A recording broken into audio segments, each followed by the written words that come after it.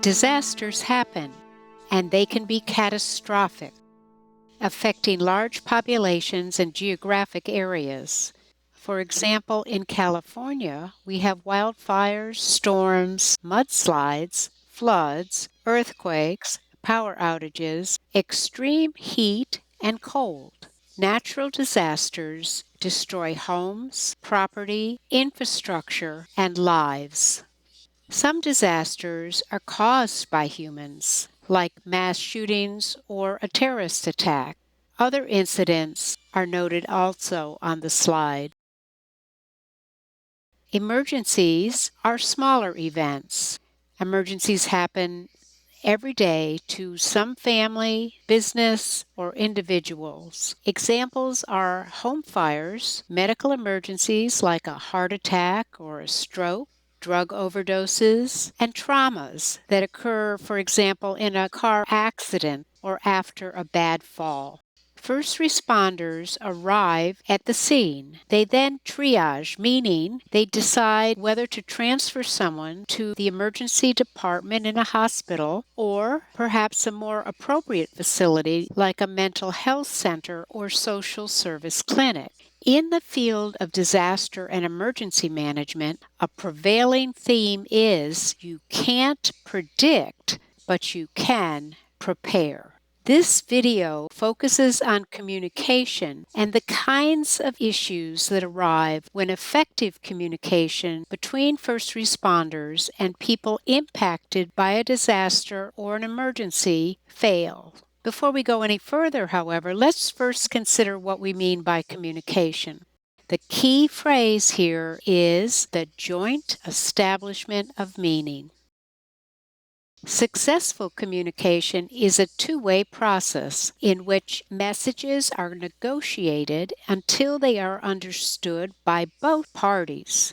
Although speech is typically the fastest and most reliable way to share information face-to-face, it is certainly not the only way. We all use many other methods. Let's now consider issues that could interfere with effective communication during interactions that occur between first responders and individuals impacted by a disaster or an emergency.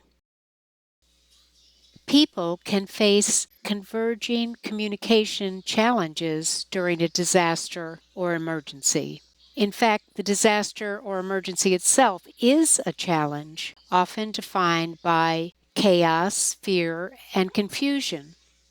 Communication disabilities affect more than 46 million people in the United States, and they can make effective communication very difficult. Also, approximately 47 million people do not speak or understand English very well, so communication with first responders may be limited. In addition, limited health literacy causes problems. Health literacy refers to the fact that many individuals in the United States, in fact almost 90 million, do not really understand how their local healthcare system works. Finally, an unspecified number of people have cultural, sexual, or religious beliefs or differences in lifestyles that may not be familiar to first responders, and these differences sometimes negatively impact communication.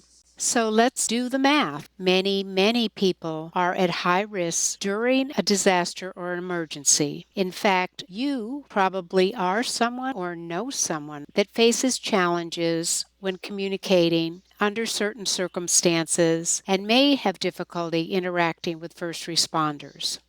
Pam's story is a great example of lessons learned. The setting is North Dakota in April of 1997 when a dike was breached and the town flooded. "The sirens woke me," she said.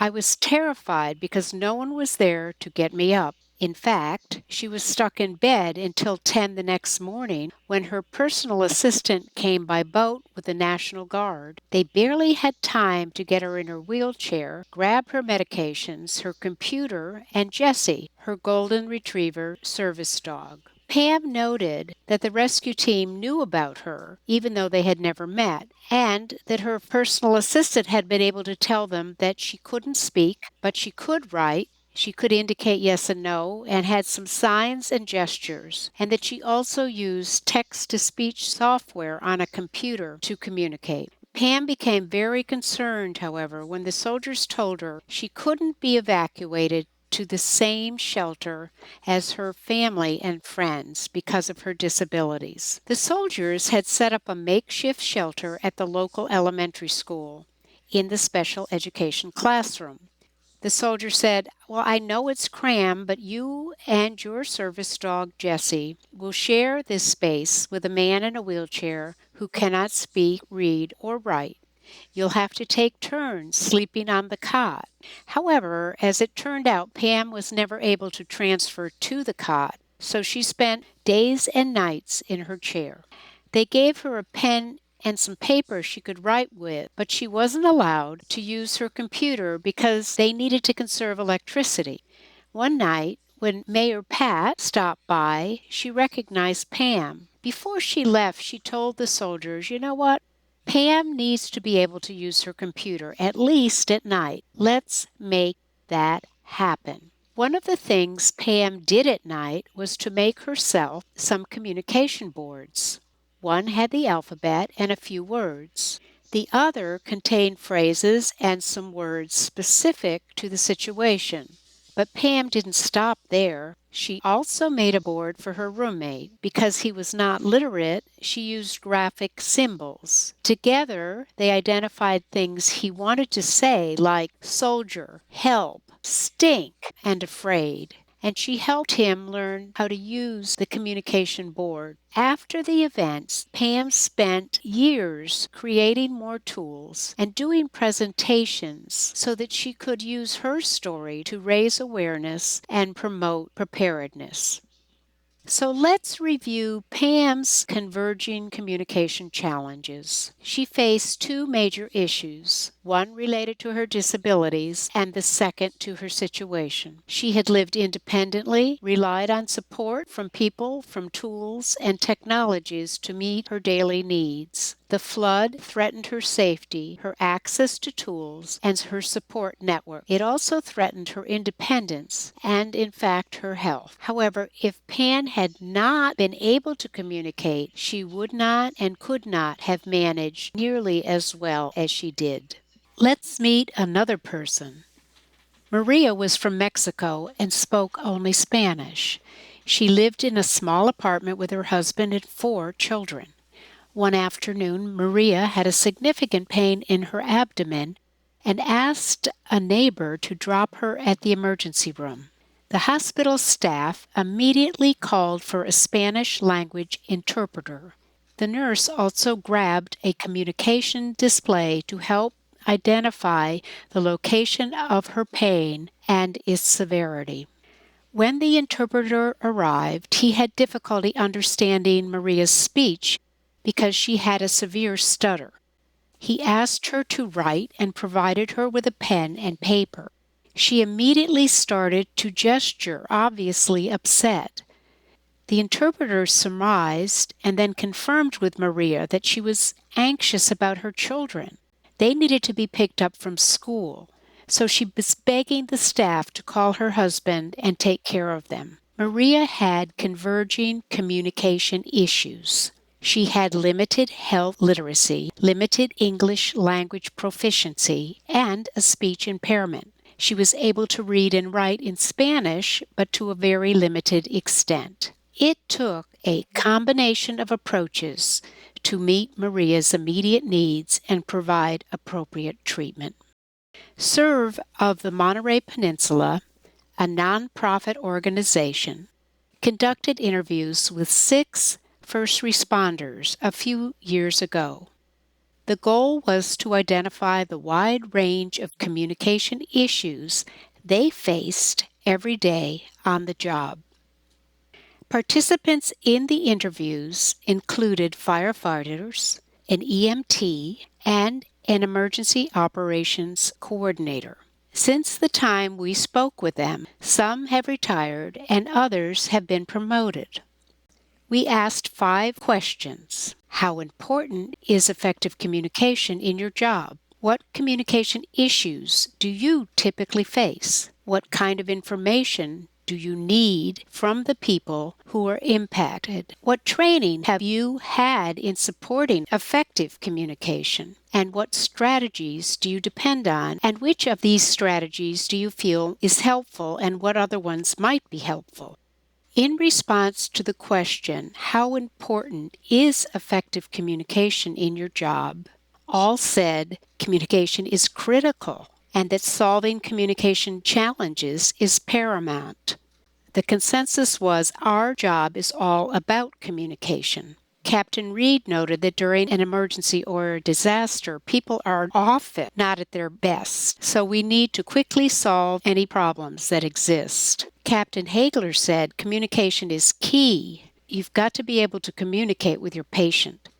Chief Dempsey told us that at least 70% of their calls every day are medical emergencies. Captain Black also said that in a medical emergency, we need to bring calmness to chaos and gather information. Captain Sullins noting that communication with family members is also very important because they often want to help.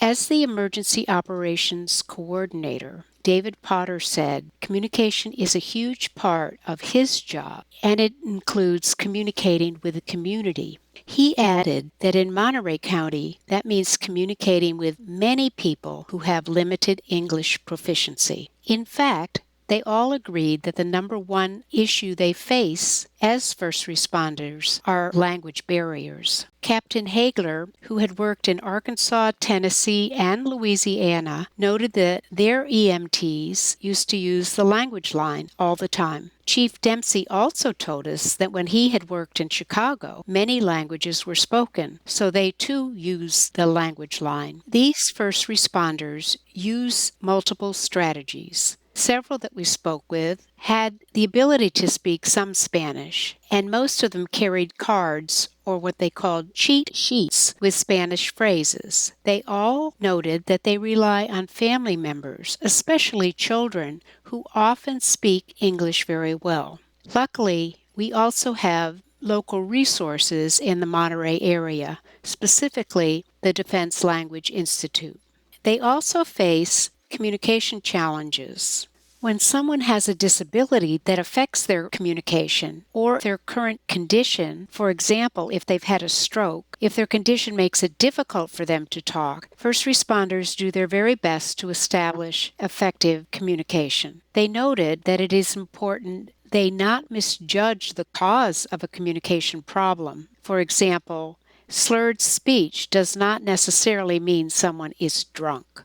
In response to the question, what was your most challenging communication experience, Captain Hagler recounted the time her team responded to a 911 call. They found a woman who had lost a significant amount of blood. The woman was deaf, blind, and had no speech, so they had no way of communicating with her. Her son was there, but he was also visually and hearing impaired. So we asked, well, what did you do? Captain Hagler replied, well, we worked it out.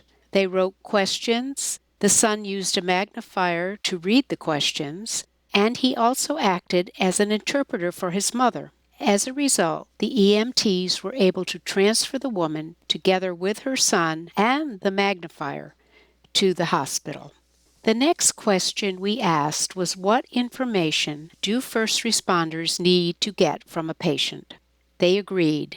They needed basic information and information about what caused the problem and what the problem is. They also need information about the person's pain level and whether their condition is improving or deteriorating. Once they identify the problem, they can prioritize solutions and triage effectively.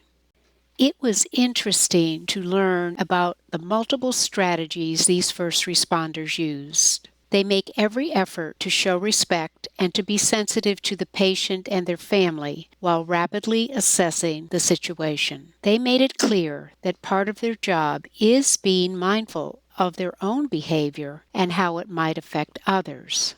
They all agreed, "We try to remain calm and professional." One said, "We learned to be like a duck." When we asked, "What do you mean?" he said, "Well, we may look real calm above the surface, but down below the water we also may be pedaling like crazy. The truth is, we may be as anxious or even more anxious than the individuals we're trying to help." Their response to the question, "What communication tools do you regularly use?" reflected the kinds of information they needed. They ask if the person can write, use gestures, respond to yes and no questions, and some use a pain scale. They also noted that they had to be careful about how they used gestures. They tried not to startle anybody, and before they touched someone, they asked permission. During the interview, we talked further about the types of communication tools available and asked for their feedback.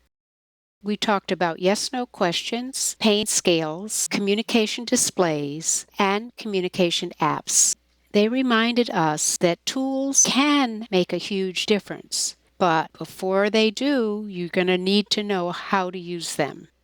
For example, Captain Reed and Chief Dempsey said, "You really need to know how to ask yes-no questions, and do this with caution. You need to establish clear signals before you begin asking questions. For example, you would begin by saying, 'Show me how you say yes,' and then, 'Show me how you say no.' You need to confirm with the person, 'Okay, you'll tell me yes like this, and no like this.' Also, sometimes you need to help the person tell you, 'I don't know,' or something else, and so you would develop a third signal. Then you can begin asking questions. For example, you might say, 'Are you in pain?' pausing for a response. Then you would ask your second question, 'Do you feel sick?' Again, pausing. You don't ask, 'Are you in pain?' or 'feeling sick?' as one question. Making sure you give the person time to respond, and while they're responding, you're watching closely. Then you can ask other questions, like, 'Can someone help you communicate?' and so on. The first responders we interviewed liked scales, especially those with graphics. Captain Reed reminded us again that the location and intensity of pain can change and that this is really important information that first responders need. These first responders also liked the variety of communication displays we showed them. Many of these are now available online and can be downloaded easily in multiple languages. Today, apps are increasingly used during disasters and emergencies, as is social media. As shown here, some apps are designed for specific populations, and others are designed to support people in specific locations, like a shelter or under specific conditions. The final question we asked was whether communication issues and strategies were addressed as part of their training as first responders. They said they didn't really get much training in communication and had to learn on the job. They noted that the training they did get had a curriculum that was often statewide and mandated. All agreed that training is essential and that it should address communication issues. In one way or another, they said learning on the job is not always the best idea. They also agreed that emergency exercises for responders should really include people who have communication challenges so they could help first responders learn better ways of coping with these barriers. One example of a useful tool, Tips for First Responders, can be downloaded, laminated, then carried in a fire truck or an ambulance. Each page gives some tips for first responders to deal with individuals who have a very wide variety of disabilities or conditions. These interviews help us understand how important effective communication is to first responders during a disaster or an emergency. It enables them to do their job and save lives. We know that disasters are unpredictable and that emergencies happen every day. You can't predict, but you can prepare. Are you prepared? We want to thank these amazing 6 people and first responders everywhere for their service to our communities. We also want to thank the many people we know who face communication challenges and who have shared their stories over the years. For more information, please see the list of resources here and go to the website www.cerv501c3.org.